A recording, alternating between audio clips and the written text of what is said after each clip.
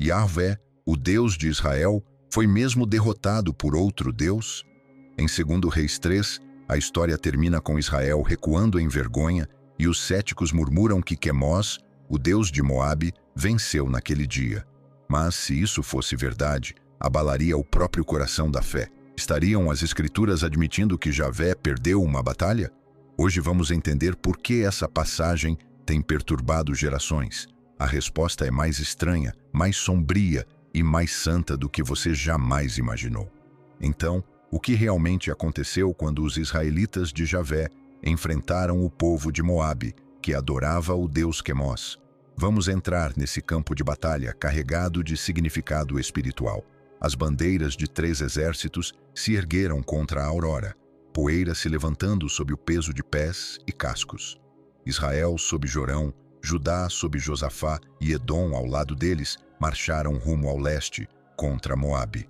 O sol iluminava seus escudos como fogo, o ar denso com cheiro de suor e ferro.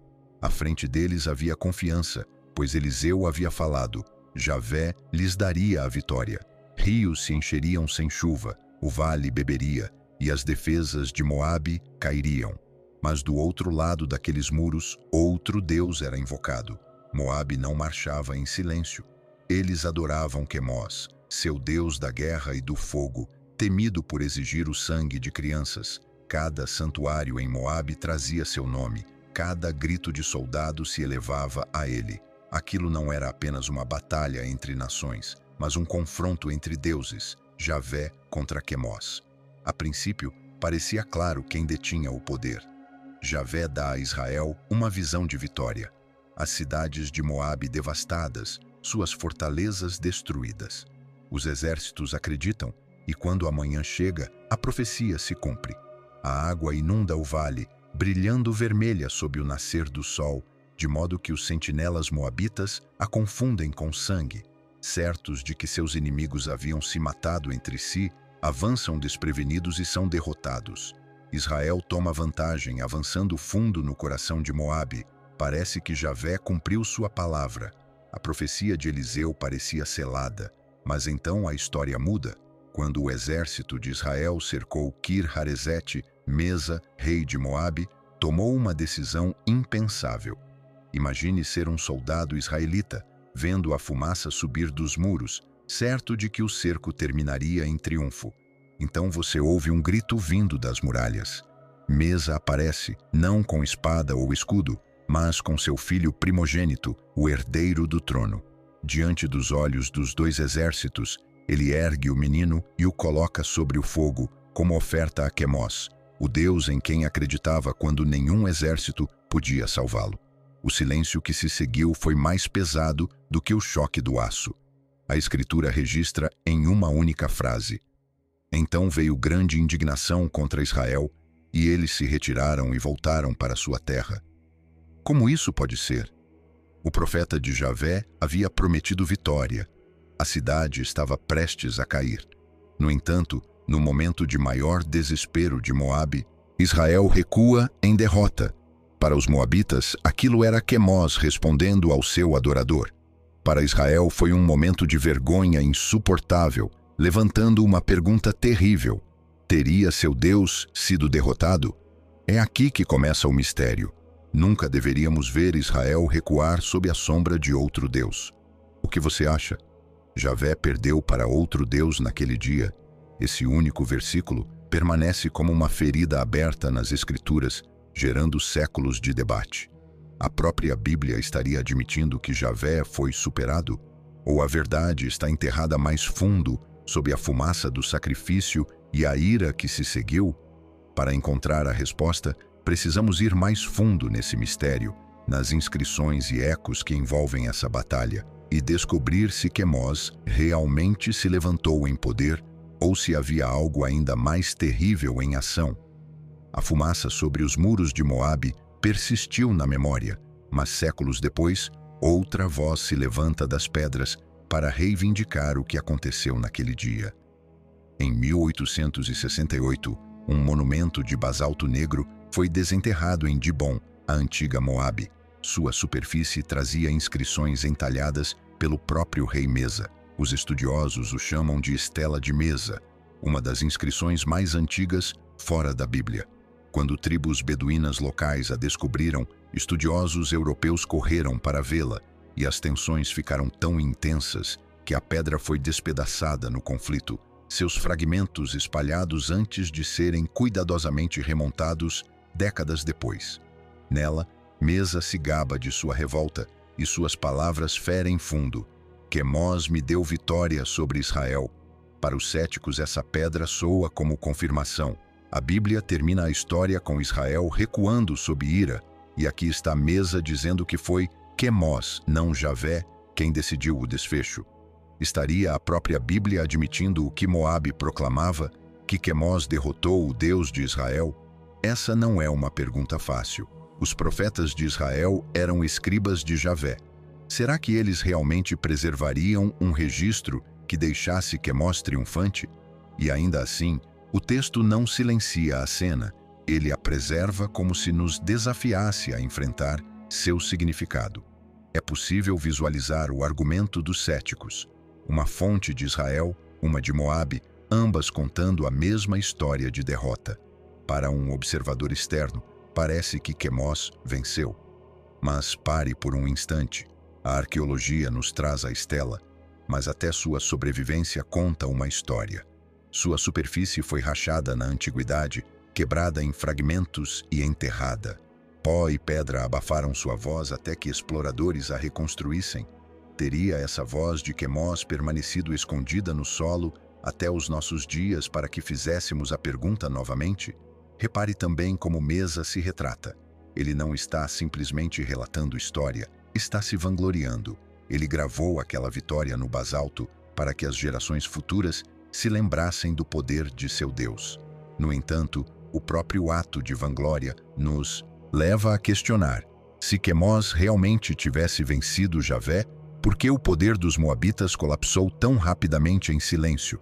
Nunca mais ouvimos o nome de Quemós no curso dos impérios, mas ouvimos o de Javé, levado de exílios a sinagogas e igrejas. Ainda assim, a pergunta permanece firme: o Deus de Israel perdeu naquele dia? Se você estivesse segurando aquela pedra, passando os dedos pelos sulcos das letras de Mesa, sentiria que está tocando uma prova do poder de Quemós? Ou perceberia algo diferente que uma mão mais profunda estava moldando até mesmo as inscrições dos reis? O texto em 2 Reis nos deixa inquietos, e a estela intensifica essa inquietação. 2 relatos, um momento, 2 deuses reivindicados. De quem foi a ira que realmente fez Israel recuar? Os céticos param aqui e dizem que Quemós teve sua vitória, Javé foi derrotado, e a fé de Israel sobreviveu ao reescrever o fracasso como teologia. Mas o registro bíblico resiste a essa conclusão. As palavras grande indignação pairam sem resolução, sem jamais nomear Quemós. Em vez disso, convidam-nos a olhar mais fundo para a própria linguagem, porque em hebraico, ira não é aleatória, é uma palavra que quase sempre pertence a Javé. E se isso for verdade, então a pergunta não é se Quemós triunfou, mas por que a ira de Javé recairia sobre seu próprio povo. Mas essa parte é apenas o começo, pois para saber de quem era a fúria que encheu o campo de batalha, precisamos ouvir não a pedra de Mesa, mas a linguagem sagrada dos rolos de Israel, onde ira carrega um significado que nenhum monumento moabita poderia imaginar. Para nós, a expressão Kesef Gadol, ou grande indignação, pode soar vaga, mas para um ouvido antigo, não era. Na escrita hebraica, essa frase é um código. Ela pertence a Javé.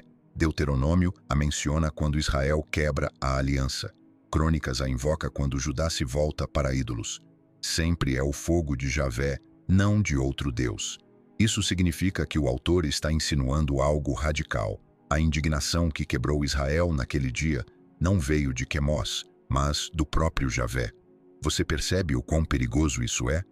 O inimigo que Israel temia nunca foi o Deus de Moabe, mas o seu próprio Senhor da aliança. É por isso que as palavras ferem. Eles não foram abandonados a Quemós. Eles foram julgados por Javé. Então, por que a ira de Javé caiu no sacrifício de Mesa? Que limite Israel havia cruzado para que sua ira se voltasse contra seus próprios exércitos? A resposta está escondida mais fundo na narrativa, onde o padrão do Êxodo foi virado do avesso. Você se lembra da cena da batalha no deserto de Moabe, onde a água encheu repentinamente o vale seco? Israel bebeu, mas seus inimigos viram apenas o vermelho, a luz da alvorada, confundindo com sangue. O que se seguiu foi confusão e massacre. À primeira vista, isso soa como um milagre a favor de Israel, mas ouça com atenção. Esses são motivos do Êxodo contados com uma distorção. A água dada no deserto remete à rocha que Moisés feriu em Horebe. A água confundida com sangue remete ao Nilo, que se tornou vermelho diante de Faraó. Logo depois vem a morte de um primogênito, só que agora é o herdeiro de mesa sobre o muro. Esses ecos não são coincidência. O autor molda a campanha como uma paródia sombria da própria história de libertação de Israel, como se dissesse: quando o povo de Javé caminha em desobediência, eles não revivem o Êxodo, eles se tornam o Egito. Pense nisso. Israel, antes o escravo clamando por liberdade, agora reflete o opressor cuja teimosia trouxe pragas. Isso não te arrepia? Os paralelos se desenrolam implacáveis. O dom da água no deserto vira armadilha. A visão de sangue não leva à derrota do Egito, mas à confusão de Israel. A morte do primogênito já não liberta uma nação, ela condena uma. É por isso que o historiador deuteronomista, moldando o registro séculos depois, deixa os padrões do Êxodo transbordarem. Ele quer que vejamos os reis de Israel agindo como faraós, e os exércitos de Israel presos em uma história invertida de salvação. E é aqui que o temor se aprofunda. Porque se Israel se tornou o Egito, então Javé os tratará como tratou o Egito. A ira não vem de Quemós, pois Quemós nunca abriu mares nem fez chover maná. A ira vem do Deus da aliança, que advertiu por meio de Moisés que se seu povo abandonasse sua lei, sofreria o mesmo destino do Egito. O que você acha? Se a história transforma Israel no Egito, que chance eles teriam à sombra de Moabe? É por isso que o relato pesa tanto.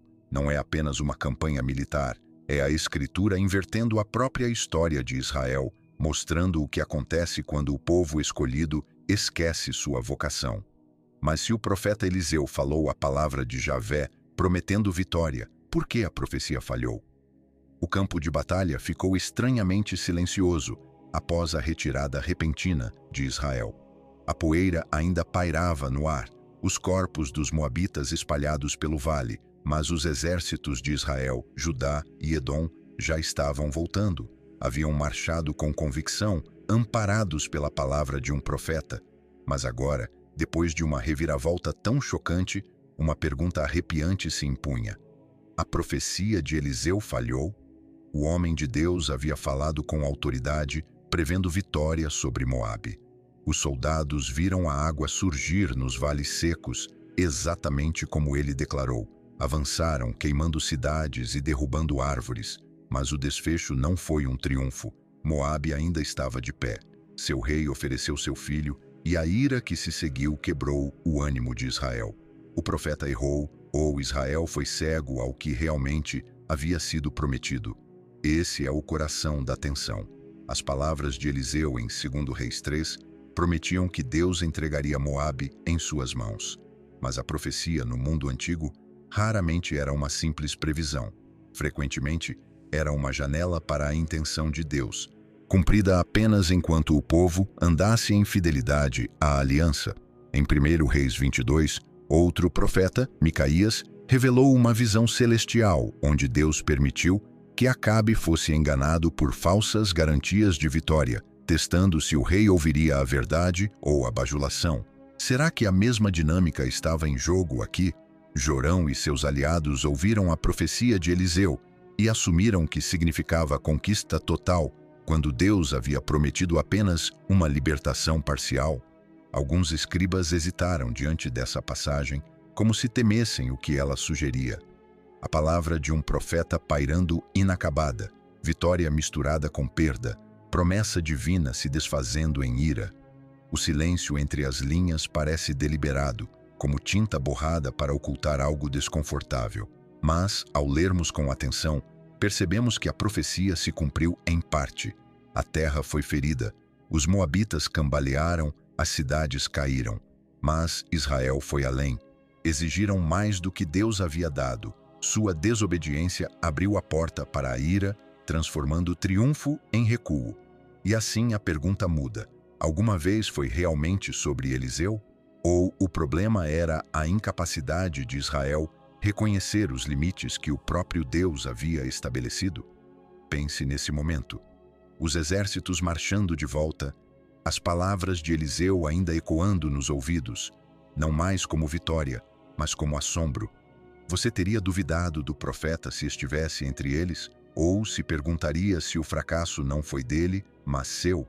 É aqui que o mistério se aguça, porque se a queda de Israel não foi o colapso da profecia, mas da aliança, então a história não trata de Quemós ter superado Javé, mas de Israel jamais ter confiado em Javé. Isso nos leva diretamente à próxima pergunta. Que poder, se é que teve algum, realmente teve o sacrifício de Mesa? A imagem do rei Mesa sobre o muro ainda arde como fogo na memória da retirada de Israel. O sacrifício de seu filho soa como horror para o público moderno, um rei levado à loucura, mas no mundo do antigo Oriente Próximo, cada soldado que assistia sabia exatamente o que ele estava fazendo. Aquilo não foi um surto aleatório, foi um sacrifício a Quemós. Para os moabitas, aquilo provava que Quemós havia triunfado, mas o silêncio do autor deixa claro que o verdadeiro poder em ação era o juízo de Javé. Mas o que isso pretendia alcançar? A maioria presume que foi feitiçaria, um ato mágico para liberar o poder de Quemós contra Israel.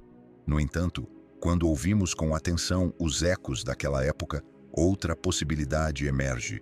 Nas culturas ao redor de Israel, a vida do primogênito era vista como ligada à do pai. O herdeiro carregava a culpa da dinastia. Quando tratados eram quebrados, quando juramentos aos deuses eram violados, o primogênito podia ser oferecido como substituto, pagando a pena com sua vida.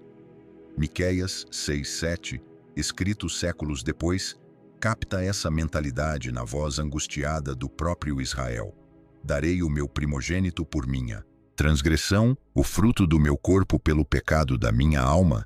Será que era isso que Mesa estava fazendo? Não invocando Quemós para atacar, mas pagando ao Deus que havia ofendido ao quebrar a aliança? Afinal, a própria pedra moabita, a estela de Mesa, se orgulha da revolta do rei contra Israel como um serviço prestado a Quemós. Se a rebelião era considerada um dever sagrado, então o fracasso se tornava culpa. E a culpa exigia sangue. Imagine o silêncio do lado de Israel enquanto assistiam. A profecia de Eliseu ainda incompleta aos seus olhos, a água enviada por Deus ainda brilhando nos vales. E ali estava um rei pagão disposto a pagar um preço que eles mesmos haviam proibido. Deuteronômio 12 havia proibido o sacrifício de crianças com clareza absoluta, chamando-o de abominação, um crime contra Javé. No entanto, agora Israel estava diante dos muros de Moabe, testemunhando tal sacrifício, e não se afastaram. Permaneceram.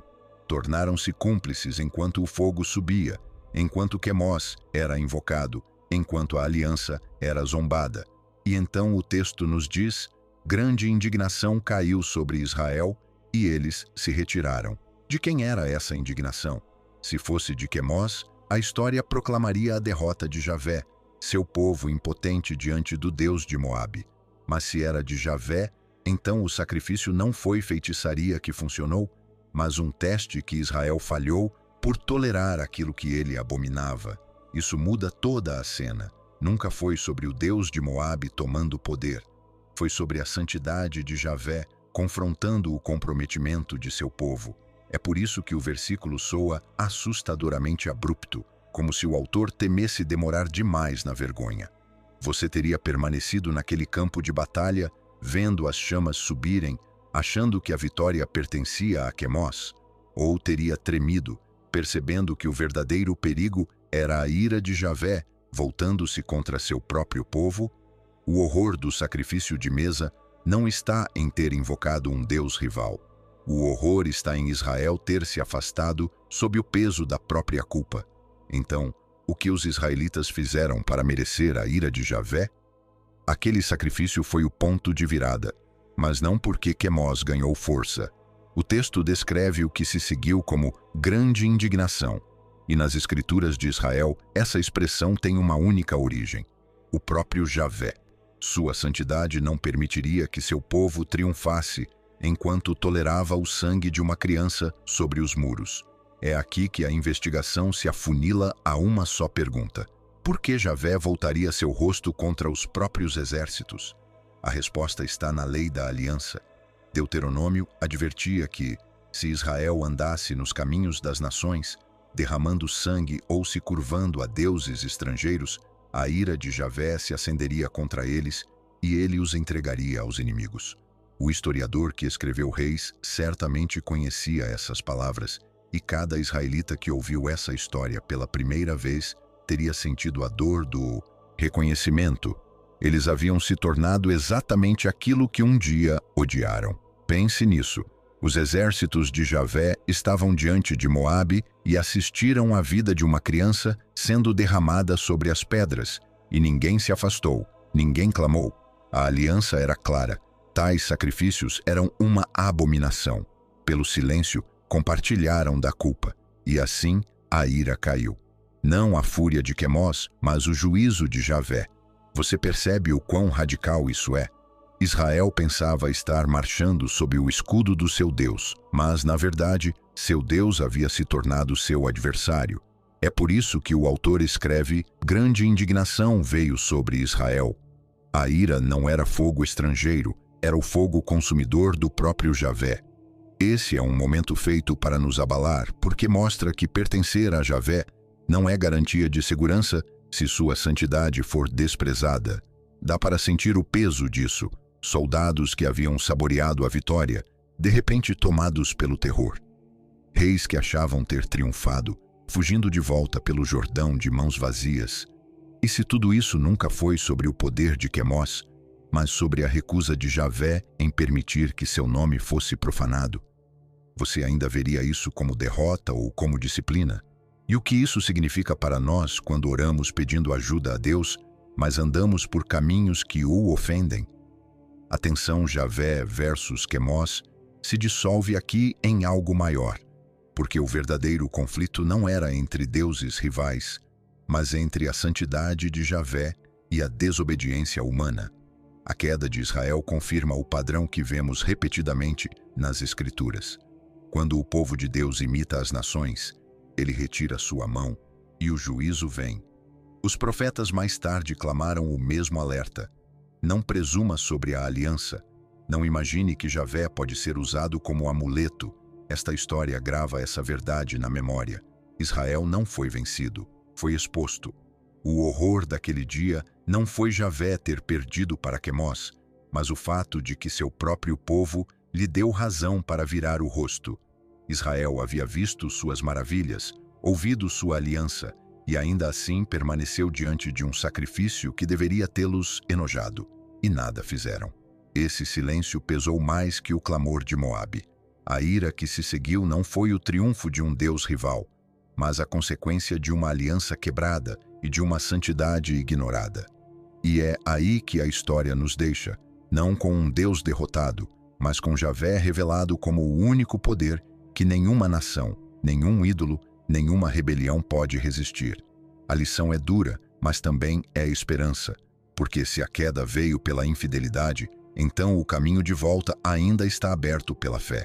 O Deus Santo que julga é o mesmo Deus que restaura, e assim somos deixados com a mesma escolha que Israel enfrentou. Honraremos sua aliança ou endureceremos nossos corações? Pense nisso.